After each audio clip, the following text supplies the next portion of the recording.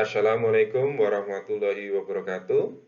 Selamat bertemu kembali dengan Bapak Dwi Riyadi SPD, siswa-siswiku SMP Negeri 2 Lemban yang hebat, bisa, luar biasa.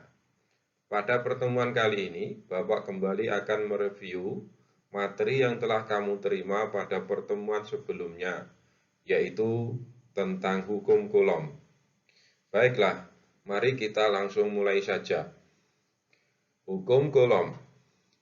Besarnya gaya interaksi antara dua muatan listrik dipelajari oleh ilmuwan fisika yang bernama Charles Augustin Coulomb, yang kesimpulannya disebut dengan hukum Coulomb. Adapun bunyinya sebagai berikut. Besarnya gaya tarik-menarik atau tolak-menolak antara dua benda bermuatan listrik sebanding dengan muatan masing-masing dan berbanding terbalik dengan kuadrat jarak kedua benda tersebut.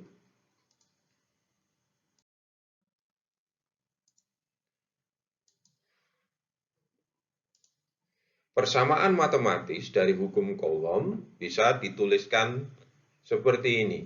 F besar sama dengan K Q1 dikalikan Q2 per R kuadrat.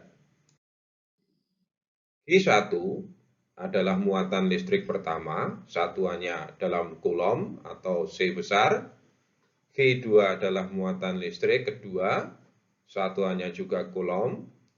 R adalah jarak kedua muatan, satuannya meter.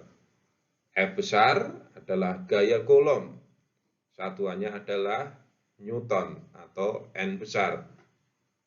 Sementara K adalah konstanta kelistrikan.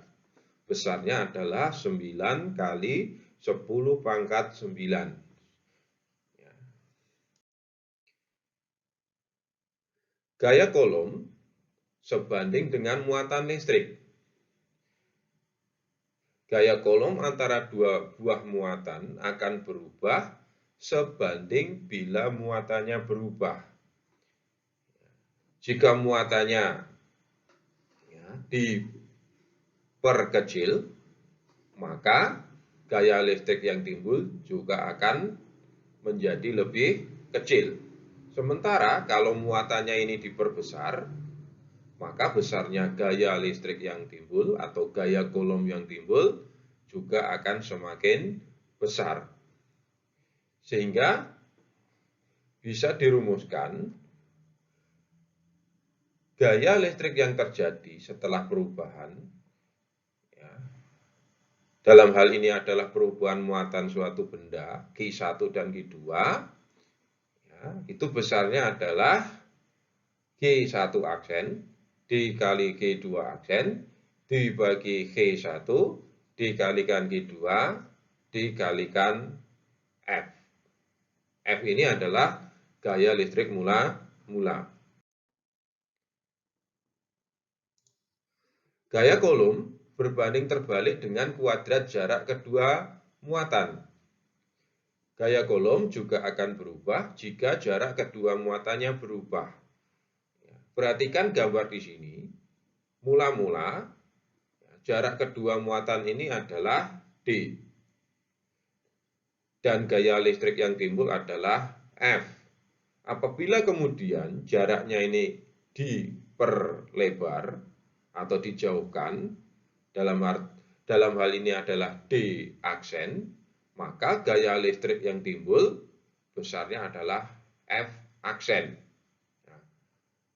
Karena di sini berbanding terbalik, maka kalau jaraknya ini diperlebar atau diperbesar, maka gaya listrik yang timbul akan menjadi lebih kecil.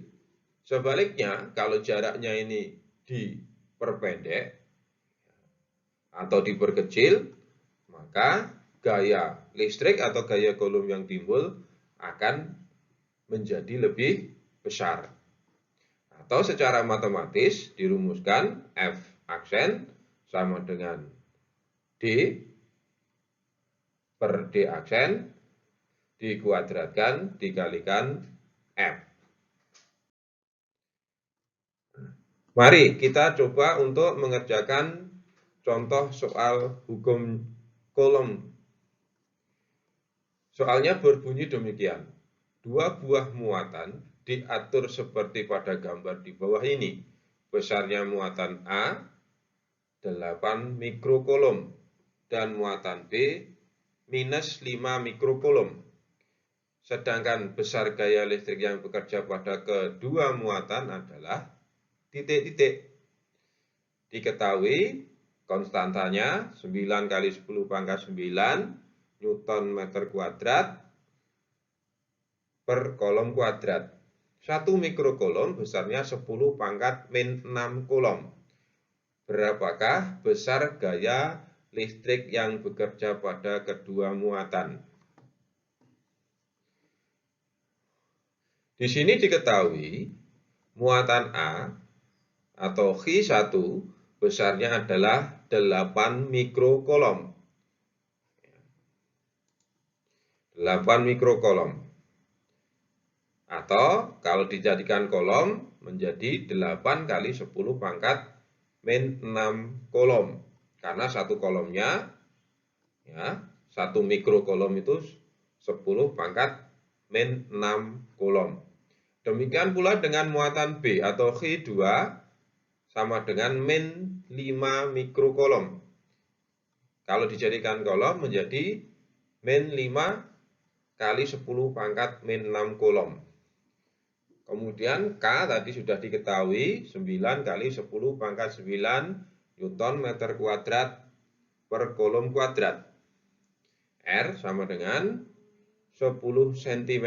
Ingat, R atau jarak antara kedua muatan ini, ya, ini harus dalam meter, maka harus kita jadikan meter. 10 cm ini sama dengan 0,1 meter.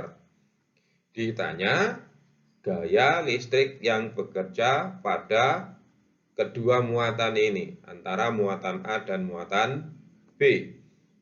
Kita tulis seluruh rumusnya terlebih dahulu.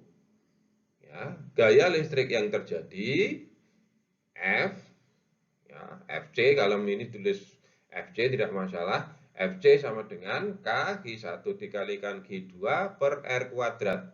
K-nya 9 kali 10 pangkat 9. Q1-nya 8 kali 10 pangkat min 6. Dikalikan 5 kali 10 pangkat min 6. Q2-nya dibagi R kuadrat. R-nya adalah 0,1 dikuadratkan.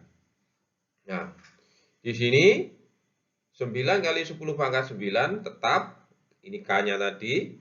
Nah, untuk muatannya, ini kita kalikan. 8 ini kita kalikan dengan 5. 8 kali 5 kita peroleh 40.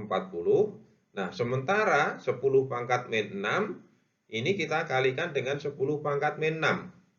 Nah, kalau pangkat seperti ini, kalau dikalikan, pangkatnya kita jumlah.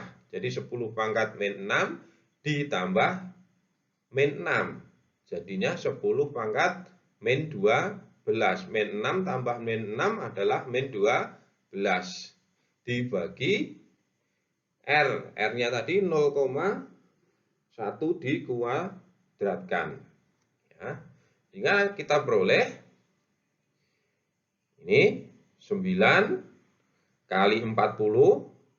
Nah, ini 9 kali 40. Ini bilangan berpangkat lagi, maka ini kita kalikan lagi. Nah, pangkatnya kita jumlah lagi. 10 pangkat 9 ditambah, ya, saya ulangi, 10 pangkat 9 berarti ini 10 pangkat 9 ditambah min 12. 9 ditambah min 12 itu berarti, ya, 9 dikurangi 12. 9 dikurangi 12 hasilnya adalah negatif 3 atau min 3. Sehingga kita peroleh ini 9 kali 40 dikalikan 10 pangkat min 3. Dibagi 10, saya ulangi, dibagi 0,1 dikuadratkan. Nah, 9 kali 40 ini kita kalikan. Kita peroleh hasilnya adalah 360. Nah, sementara ini masih tetap 10 pangkat min 3. Dibagi 0,1 dikuadratkan. 0,1 dikuadratkan itu berarti 0,1 dikali 0,1. Hasilnya adalah 0,01. 360 dikalikan 10 pangkat min 3, ini hasilnya 0,360. Ya. Kenapa begitu? Nah, ini sama saja dengan 360. Ya, kita bagi dengan 1000. Karena 10 pangkat min 3 itu sama saja dengan 1/1000. 360 dikalikan 1/1000 hasilnya adalah 360/1000. 360/1000 itu 0,360 kalau kita jadikan desimal. Dibagi 0,01. 0,360 dibagi 0,01 diperoleh hasilnya adalah 36 Newton.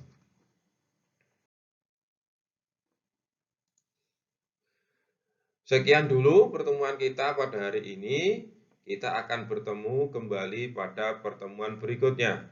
Wassalamualaikum warahmatullahi wabarakatuh.